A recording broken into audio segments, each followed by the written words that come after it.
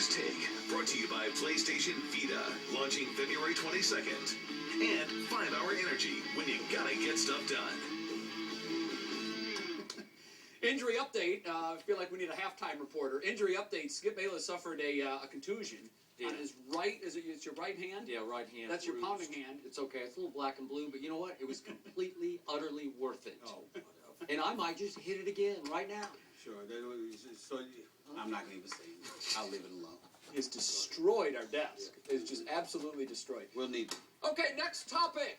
Competition for Tim Tebow. Broncos head coach John Fox confirming to the Denver Post they will indeed bring in 2 more quarterbacks this offseason to compete with Tebow. But Tim still comes to camp as the starting quarterback. Fox said who they are and where they come from hasn't yet been decided. But the Broncos, remember, have only 2 quarterbacks on their roster right now in Tebow and practice squatter Adam Weber. Skip, you okay with this?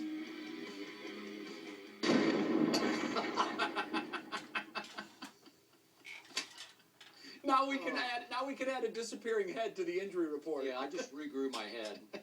It regenerated like a chameleon's tail. You okay?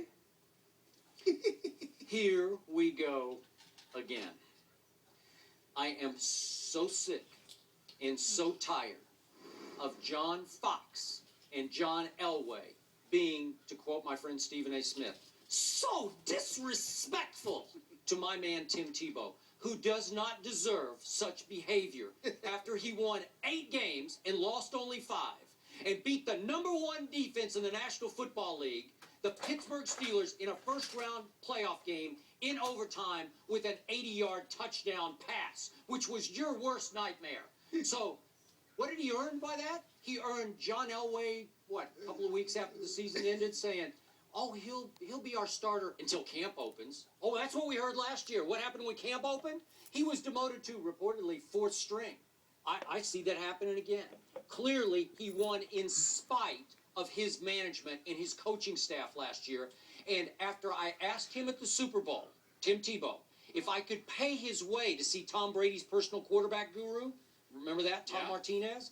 And Tim said, no, I want to stand behind my quarterback coach and stand by my coaching staff because they've been so good. He said all the right things. And then I was so happy that during my week off, Tim Tebow chose to go to another quarterback guru who now works on Jimmy Moore's staff at UCLA, and it became pretty highly publicized. And I will bet you that the Denver Bronco coaches did not love it, but I did. John Fox did say he was okay with it. It beats sitting on the couch. Yeah, except, trust me, behind closed doors, not real pleased about it. Right. Because it doesn't speak a lot to the way they tutored Tim Tebow. Well, they tried to destroy Tim Tebow is what they tried to do. So this doesn't surprise me. It's consistent with their misbehavior all along. And yet, I didn't even want to do this topic because I'm tired of talking about it. But my friend Stephen A. Smith pushed in the pre-show meeting, let's do it because we got to. Okay, you're on. The floor is yours. First of all I said was, it has been confirmed that Skip Tebow is my worst nightmare. Yes. No doubt about it. Say because I have been traveling all over this country. I was in L.A. a few days ago. Obviously, Philadelphia, New Jersey, North Carolina, all these places. And everywhere I go, young and old, it's black and white, Hispanic, age, doesn't matter. Somebody's asking me about Skip Bayless, whether or not he is legitimately this insane, or Tim Tebow. And how do I really, really feel? Apparently, that message has not come across. So allow me to repeat myself. Tim Tebow can't play, in my opinion, as a quarterback. He can play the game of football. He belongs in the NFL. I don't think he's a good quarterback. Right? As a matter of fact, statistically, in terms of his completion percentage, he was the worst. Now, Tim Tebow is a hard worker. I also hear from various NFL people that Tim Tebow, you know what, he goes to this quarterback coach at UCLA. Why? Because the guy is not going to be too hard on him. He tells Tim Tebow, he gasses him up. You know what I'm saying? Bloats him. Like, you're good, you're great, blah, blah, blah, blah, blah, blah, blah. And that brings us to a particular issue that I haven't discussed. And that is, no matter what you say about Tim Tebow, he sit down with you. He wouldn't sit down with me. There's no way on earth Tim Tebow would sit down with me. That's wise, my brother. That's real wise. Why, did you ask? Because, excuse me, yes, I have. I did call. I had my producers call the Denver Broncos to ask him to come on. I'll go out to Denver to interview Tim Tebow. I'll go around.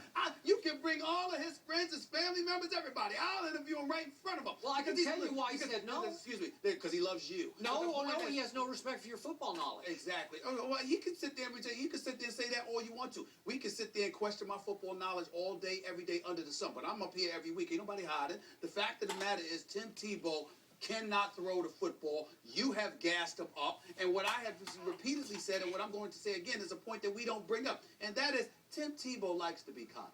He likes everybody. He likes the Skip Baylesses of the world and others, gassing them up, telling them how great he is. He's been a sheltered individual all his life. Okay? So you sit around. He's the most hated player in the NFL? He is not the most hated. Yes, that is just not true. You understand what I'm saying? No, we're just tired of you gassing him up. I told you, you ruined him. It's not him. We don't have a problem with him. We have a problem with you. And because you support him so much, that's why it seems as if he's hated. But it's really about you. And all I'm saying is, at the end of the day, what did John Fox do? You're a quarterback. You're our starting quarterback. But what we're going to do is, like any other team in this league, Jay, we're going to have 3 or 4 others that we can defer to. You actually have to earn your spot. So to understand this, let's put this in perspective. Wait. Hold on. Let's put this in perspective. We are sitting here having a debate because a head coach in the National Football League had the temerity, the unmitigated gall, to sit up there and say, Tim Tebow, you're actually going to have competition. Okay? So you'll have to play well or else. And because of that, they're trying to sabotage him. They're being disrespectful towards him. And all of this other You remember stuff. the stories before the Pittsburgh playoff game? No, I'm not going to stop it. I remember all of it. Okay. I remember all of it. But the point is, No. can I ask you a question? No. Should there be another quarterback on the Denver Broncos roster? Yes. Should there be another quarterback? That's not what he's saying. We're bringing in people to beat out Tim Tebow. That's what he is saying. What he's saying is we're bringing in people to compete. Okay, what if, let me ask you a question. What if Ron Rivera came out today and he said, you know what? Cam Newton had a pretty good year, but we're going to bring in some quarterbacks who we hope will beat him out. And it will be Cam's job until camp opens. You would go crazy sitting over there. They didn't say they... Yes, they No, did. they never said that there are all kinds of quotes. that they hope will beat Tim out. There's a quote in there about they hope they'll push Tim. Can I ask you a question? Well, no, that's a different story. Okay, Can I ask you a but question? it's the Can I ask you a same question? Can I ask you a question? What I know that elite quarterbacks in the game, the Dan Marinos of the world, either the Dan Fouts of the world, the Terry Bradshaws of the world, the Joe Montanas, even Joe Montana has Steve Young backing him up. Well, I'm every quarterback always has 2 behind him. I guess what I'm trying to say is this. But even some of the Peyton Mannings or Tom Brady, you don't even really know who's backing them up. Are you trying to say that Tim Tebow shouldn't even have to compete for the starting job? I'm exactly saying that. You're on. I'm on what? I'm on what? I'm on fire. That's what I am, on fire. That is it. So he shouldn't even have to compete? Heck no. He won the job. You're going to sit there It should be his job. I wanted to say he will start the first game. National television, you're going to sit there and say that Tim Tebow shouldn't have to compete for a starting job? No, he should. He completes 46%. Does Cam Newton have to compete for a starting job? Tim Tebow to Cam Newton? Yes. Oh, my Lord. Well, who had a better record? Who had a better record? Oh, stop. Who had a better record? My bad. I'm sorry. Who? Wait. Who won 7 out of his first 8 games? Who had 5 fourth quarter comebacks? And by the way, you sat right there.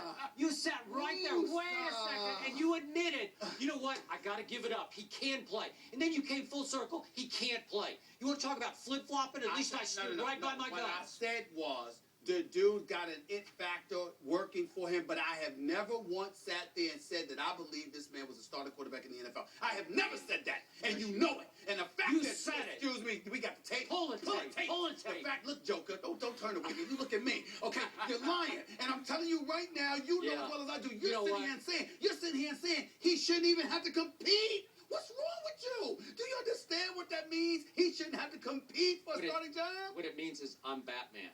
And I told you this, and I was right about this from August on. And I put you in your place repeatedly, and we came full circle, and now you're trying to back out of it again. Just because John Fox said he's got to re-win the job. Great.